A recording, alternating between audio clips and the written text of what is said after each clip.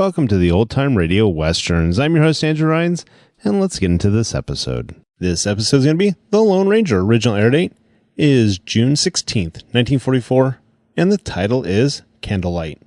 Let's get into it, and thanks for listening.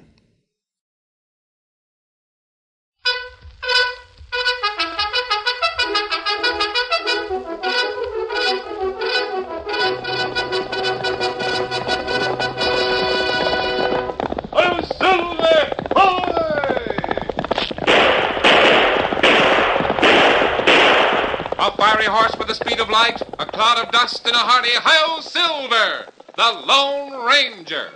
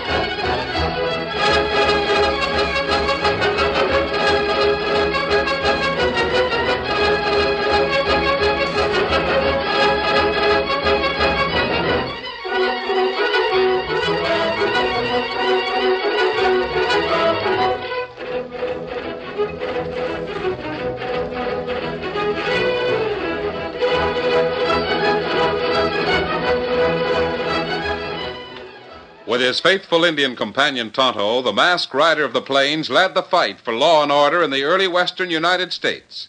The stories of his strength and courage, his daring and resourcefulness have come down to us through the generations, and nowhere in the pages of history can one find a greater champion of justice. Return with us now to those thrilling days of yesteryear. From out of the past and the thundering hoofbeats of the great horse Silver, the Lone Ranger rides again. Come on, Silver! Hurry, big fellow! I'll Silver! Hurry!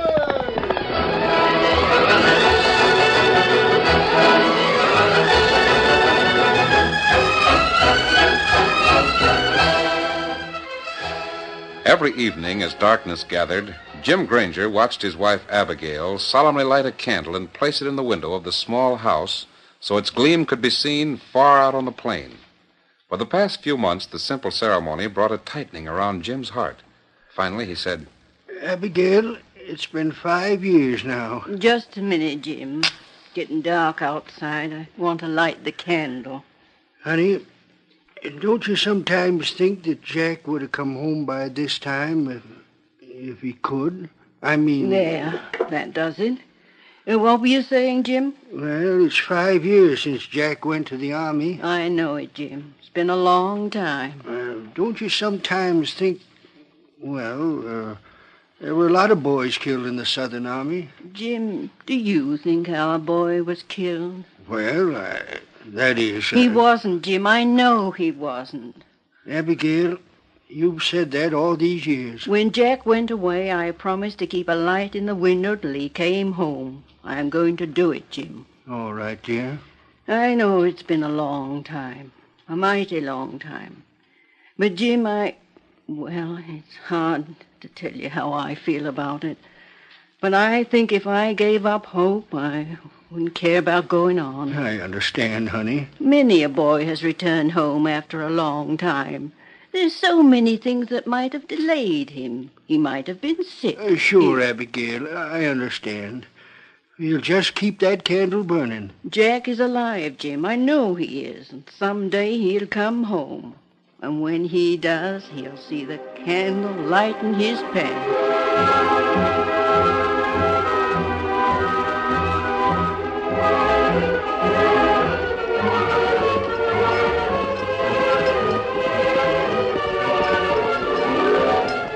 On the plains, 3 horsemen traveled slowly toward a campsite.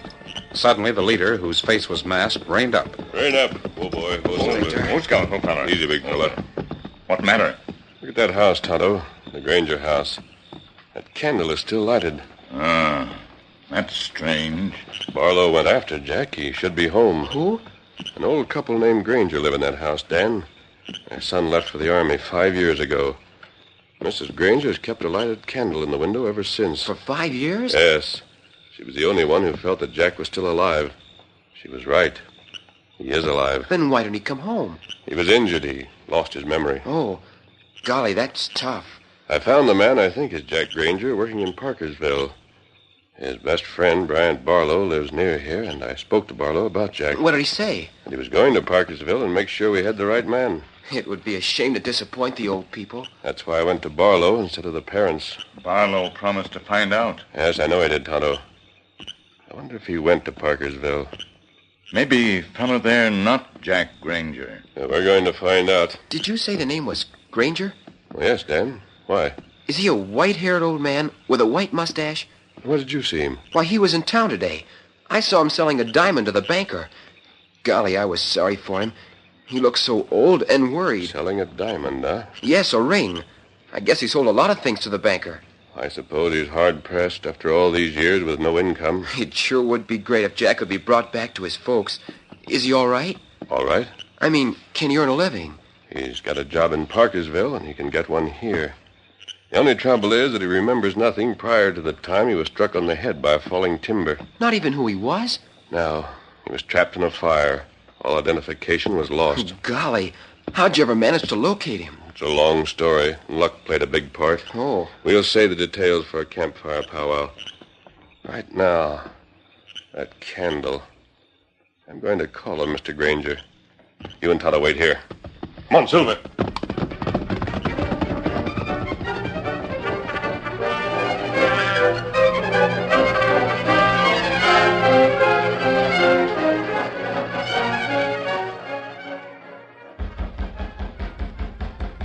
Jim, someone at the door. Likely someone wanting to know the way to town. Stay there, Abigail. I'll see who it is. I'll close this door so you won't feel the draft, honey. I sure hope Abigail never finds out the truth. Bryant, Oh, you're not Bryant. You're masked. Granger, I came to speak to you about your son. Shh, not so loud. Wait a minute. I'll step outside. All right. You walk a few steps away from the house so Abigail won't hear us talking. Sure. The last time Bryant was here, I asked him to send you personally so as I could talk to you. I didn't think he'd do it. Bryant told you about me? Yes. And what I knew about your son? I still can't believe it. And look, stranger, I've got some cash for you, but it isn't as much as the last time. It's all I could get. The jewels are all gone now. Cash? Please take it and go away. Just a minute, Granger. I know what you'll say. You could get a lot of money from some of the leaders who want to learn the name of the man that turned traitor. But I'm begging you not to do it. Turned traitor? Granger, I came here tonight to see why that candle still burns in your window. The same reason it always has. Abigail lives in the hope that Jack's alive. If she knew the truth, she wouldn't want to go on living. You've mistaken me for someone else. Didn't you talk to Bryant Barlow? Yes, and I told him that his old friend Jack Granger had not been killed in the war. I told him Jack was alive and living in the West. No, you don't mean that. He was injured in the war and lost his memory. Bryant was going to go after him and bring him home. Then you're not the one that Bryant has been paying money to say nothing about Jack? Jack was never a traitor. But Bryant said... We'll take care of Barlow. Now listen, Granger, say nothing about this. There might be a mistake. It might not be your son, but I think it is. But who are you? How much have you given Barlow? Hundreds of dollars. And he told you he was paying the money to some man as a price for silence? Yes. This man had proof that Jack turned traitor and was killed. And you wanted to keep that fact from your wife. I see. But you Granger, told me... when did you last see Bryant Barlow? A week ago. And you haven't seen him since? No, but he generally calls around this time of the month for money. Granger, keep your money and keep your chin up. I'll be back.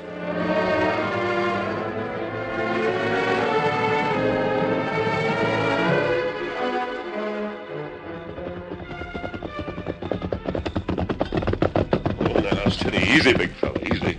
What you find out, Kemosabe? Tonto, we have something to do. Now? Yes, Dan. Bryant Barlow hasn't kept his word. Him not go after Jack? No, he doesn't want Jack found. He doesn't? Why not? Because it would spoil his game. He's made Granger think there's proof that Jack died as a traitor. Why, that... Granger sold his jewels to keep that proof from Jack's mother. That's why that candle still burns in the window. What we do? I'm going after Jack. Not good. I'll cross the mountain instead of going around it. That'll save about 20 miles to Parkersville. Aren't we going with you? No, Dan. You and Tonto have work to do. Oh. What we do? Watch Barlow's house. See that Barlow doesn't have a chance to collect more money from Mr. Granger. We sure will. Won't we, Tonto? We do it. When'll you be back? As soon as possible. Probably the day after tomorrow. You know where Barlow lives, don't you, Tonto? Me know. And I'll meet you in camp. Come on, Silver. Hit him up. Come on, Beemer.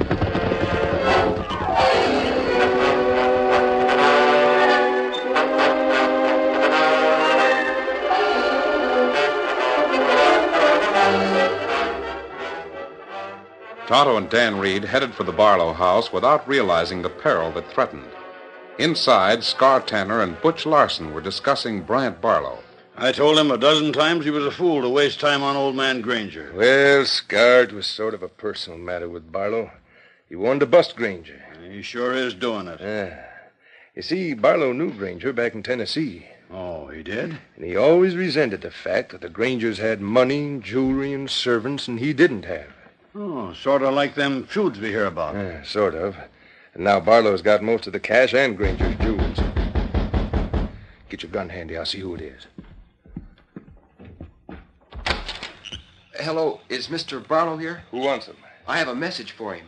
Who's that outside there with the horses? Just a friend of mine. Step in here. I came in to see Mr. Barlow. If he isn't here, I said step inside. What's the idea? Now, who are you? That's none of your business. Scar, there's a redskin with him. It's the one I saw with that masked man that brought word about Jack Granger. Yeah? Now, where's the masked man? Ask the man outside. Hold a gun on this kid, Scar. I'll do what he says. Get over there in the corner. I can walk without being shot. You'll go faster with help. Watch him, Scar. Hey, you, redskin. What you want? Come in here. Your young friend might need you. We look for Bryant Barlow. Yeah, we know about that. Tonto, these two... Shut up. Get your hands up. What this for? We want to know where the masked man is and why you're looking for Barlow. Who you? We're Barlow's friends.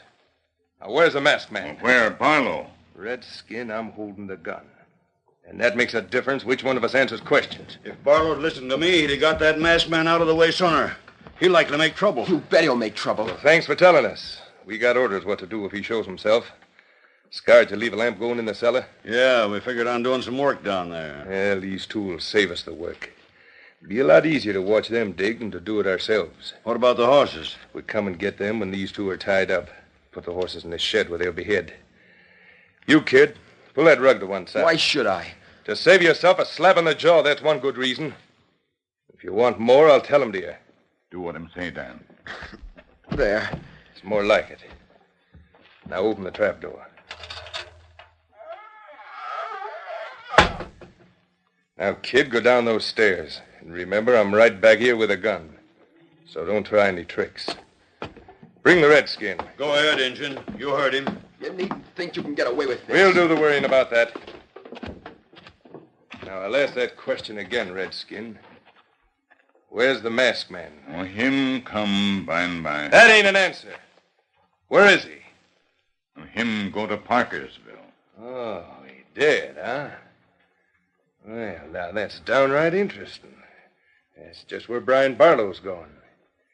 And Barlow left word for us to have a grave dug in the cellar here by the time he got back. Yeah, it looks like we'll need more than one.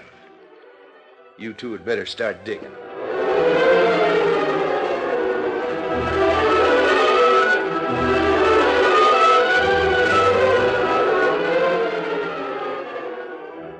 Jim, look at the window. The window? I don't see anything, Abigail. The candle. The candle is gone out. Oh, so it has. I'll light it. Jim, it's a bad omen. Our boy needs us. He's in danger. Now, he is, honey. I can tell. I know Jack is in danger.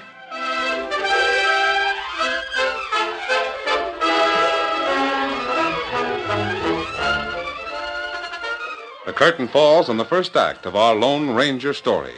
Before the next exciting scenes, please permit us to pause for just a few moments.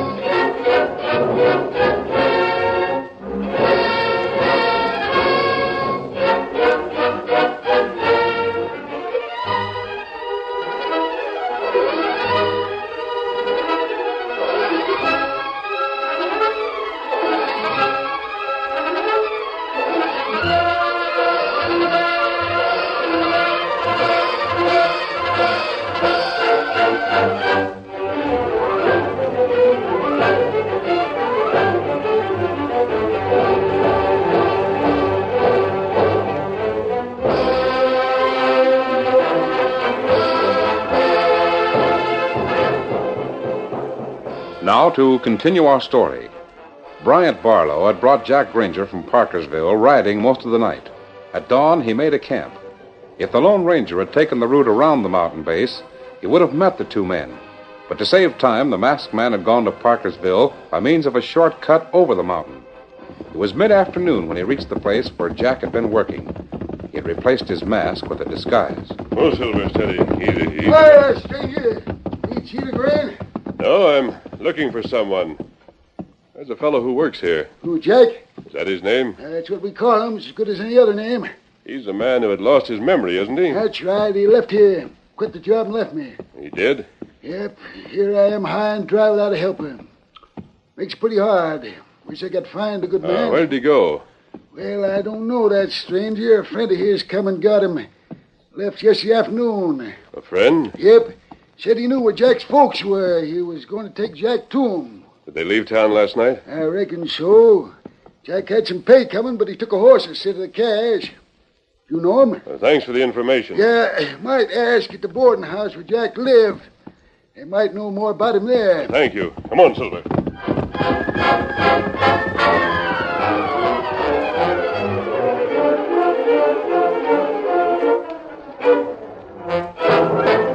After resting the horses, Bryant and Jack were about to continue the trip.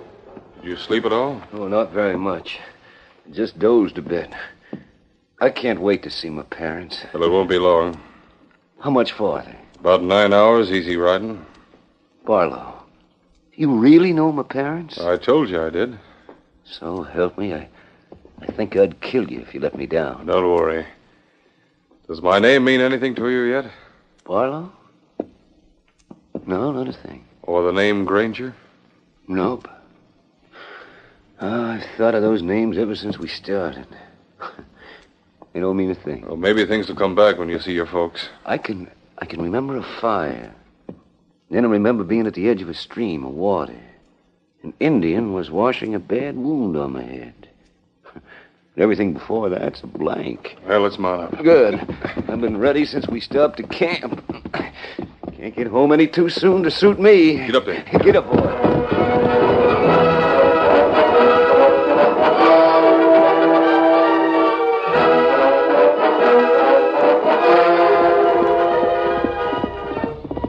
The Lone Ranger made no camp. He stopped only when necessary to give Silver a refreshing drink of water, then raced on his way again. Come on, Silver. Bryant might be on the level, but I doubt it. He has a lot to lose if Jack reaches home. The powerful stallion responded bravely to the masked man's call for speed. Mile after mile fell behind those flying hooves. Darkness came, and still the Lone Ranger shoved on. Meanwhile, Bryant Barlow arrived at his own house with Jack. Oh, steady, boy. Steady. Is this where my folks live? Sure. This mountain. Go right inside. I wonder if they'll be as glad to see me. Open the door. You go in first. Hi there. Are you my father? Barlow, what's he laughing at? You'll find out when you come to. Oh. That got him, Barlow. Carry him to the cellar. Jim, I thought I heard him again. Son? Yes. Oh, Jim, ever since last night when the candle went out, I've been thinking about him. He seems to be so close. I know what you mean, Abigail. I felt it, too. What are you doing? I'm going to light a fresh candle. The old one is burned most out. Oh, what hit me? Where am I? Come on, you ain't hurt bad. Pour some more water on his head, Scar. Yeah. My headache. Bryant, Remember me? did you bring me here? Yeah. I was in the army. There was a fire. Bryant, it's coming back. Granger, that's it. That's my name. Tonto, he's remembered. I remember Dad and remember Mother. I remember them. Where are they, Bryant? I've got to go home. Mom said she'd keep a candle in the window. And she did. She still got it there, Jack. I don't remember you. No, you never knew me, You but... shut up. I'll give you the facts, Granger. Remember when we were kids? Do you remember that?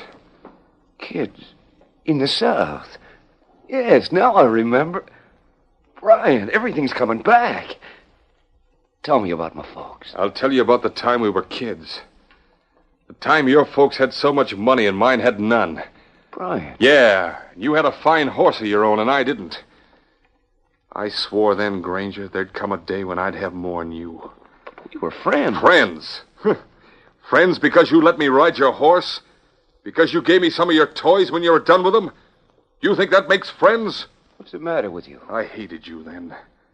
I hated your folks, too.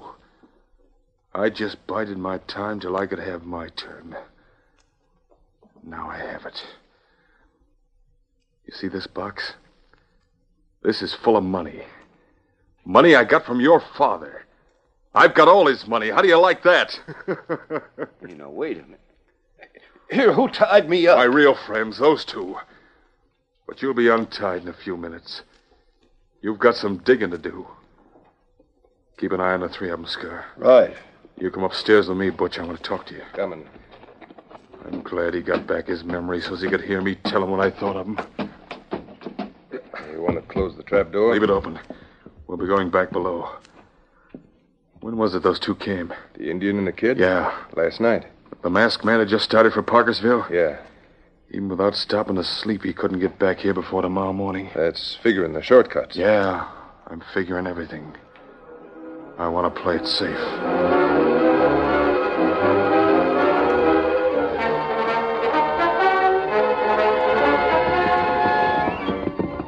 There was just one thing that Bryant Barlow didn't figure.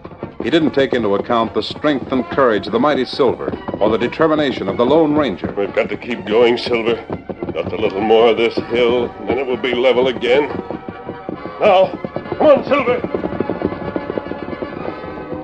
The masked man knew that every second counted. He knew that Bryant Barlow would not let Jack remain alive. He hoped that Dan and Tonto could handle matters until he arrived.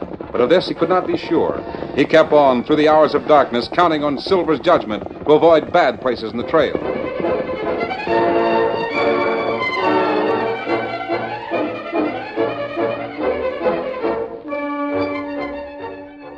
In the meantime, Jim and Abigail found themselves in the grip of a strained apprehension. It made sleep a thing that was out of the question. I suppose I should go to bed and try to sleep. But I'm not a bit tired. Nor I, Jim. I don't know what's the matter with us. Abigail. Yes? There's something I've got to tell you. What is it, Jim? There's a chance that Jack is alive. Oh, Jim, that's what I've been saying all these years. Oh, yes, that's right. Did you just now come to agree with me? Oh, yes, I guess that's it. I don't know where Jack is, but I know he's nearer than he's been at any time since he went to war. I can feel it, Jim. And I seem to feel that he's in danger. I'm afraid.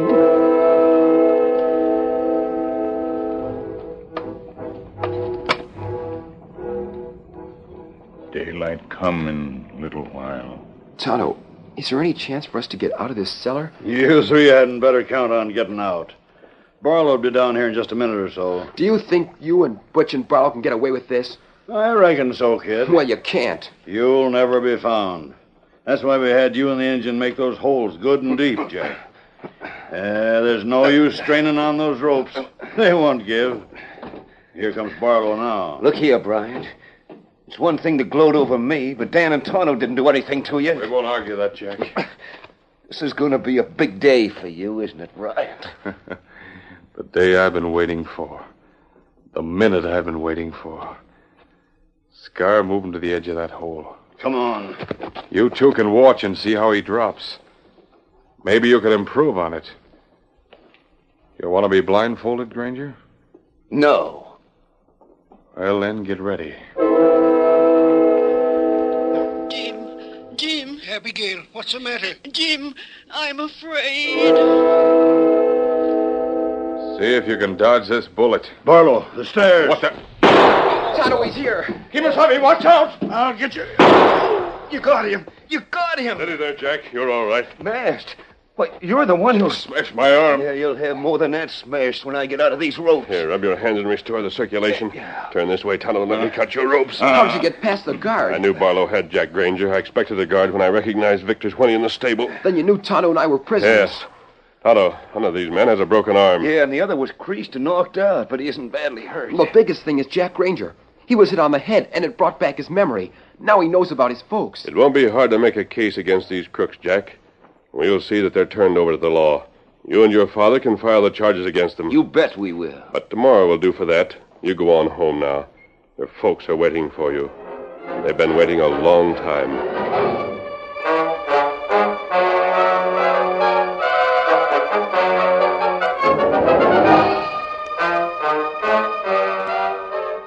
I don't know what possessed me a little while ago, Jim. I guess I half dozed off to sleep. Are you all right now, honey? Yes, Jim, I am. It's beginning to get gray in the east.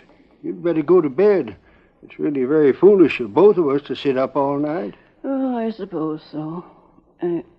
Jim, is there a door open? Not as I know of, Abigail. I thought I felt a draft. There is a draft. See how the candle is flickering. Mom. Jim, I thought I heard our boy. So did I. You did. I'm here. Jack. Mom. Dad. I've come home. Jim, put out the candle. We won't need it no more. Oh, son, you're home. Silver, boy!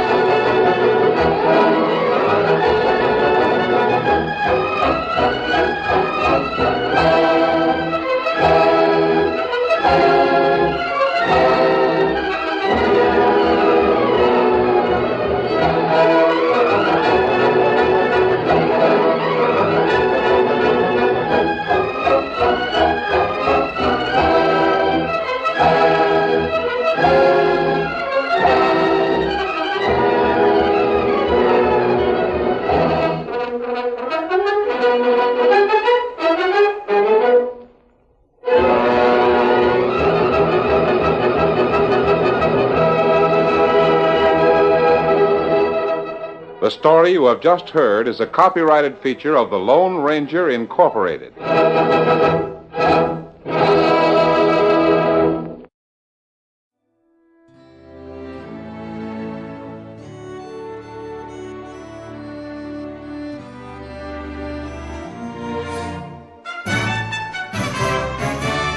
This has been a presentation of OTRWesterns.com, and we hope you enjoyed. Please take some time to like and rate our shows in your favorite podcast application. Follow us on Facebook by going to OTRWesterns.com/Facebook.